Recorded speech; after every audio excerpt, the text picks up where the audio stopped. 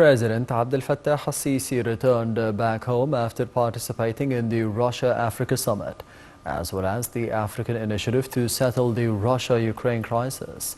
And here is a wrap-up of the President's activities during the visit. President Abdel Fattah al-Sisi wrapped up his visit to Russia, where he took part in the Russian-Africa Summit in St. Petersburg and held various meetings with a number of world leaders. In his speech before the summit, President al-Sisi stressed that this edition comes amid critical circumstances and polarization. He urged Russia to revive the Black Sea grain deal, which collapsed last week, as the president expressed hope to come to a consensual solution to the grain export agreement, taking into account the requests and interests of all parties in order to put an end to the rise in price. Sisi urged formulating sustainable solutions to existing conflicts that must be based on principles of international law, stressing that African countries are sovereign and looking to achieve sustainable development.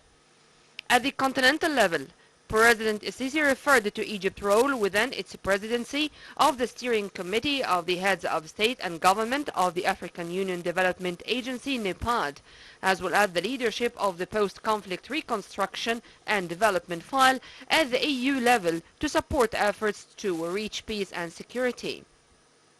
Before leaving Russia, President Sisi participated in a meeting with Russian President Vladimir Putin and leaders of the countries that are part of the African Initiative to mediate between the Russian and Ukrainian sides. The leaders have agreed to continue their intensified efforts within the initiative during the coming period. Presidential spokesperson Councillor Ahmed Fahmy said the leaders stressed Africa's fundamental interests in working to end the conflict in light of the huge negative impacts of the conflict at different fronts, including food, energy, and international funding. The African initiative seeking to settle the Ukrainian crisis includes Egypt, South Africa, Senegal, Comoros, Zambia, Uganda, and the Democratic Republic of Congo. President Sisi held summit talks with Russian President Vladimir Putin in St. Petersburg.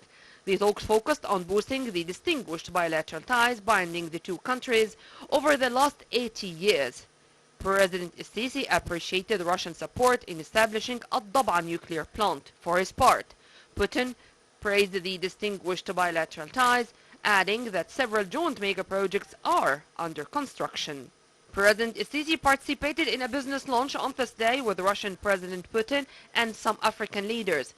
Opening the Russian-Africa Summit, Russian President Putin said that Russia is determined to enhance its trade relations and investments in the African continent, pointing that his country is cooperating with Africa in energy projects, with Russia jointly working at 30 energy projects in 16 African countries and establishing the Dab'a nuclear station in Egypt. On the sidelines of the Russian-African Forum, President Sisi also held a meeting with South African President Cyril Ramaphosa.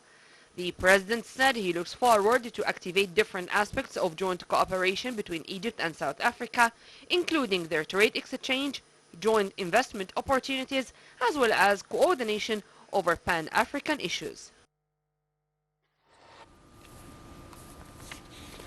Upon an invitation by President Abdel Fattah al-Sisi, Palestinian President Mahmoud Abbas arrived in El Alamein city.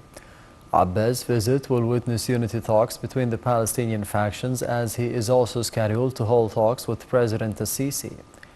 Egypt's meeting comes amid a resurgence of violence in the occupied territories, which has killed at least 203 Palestinians this year.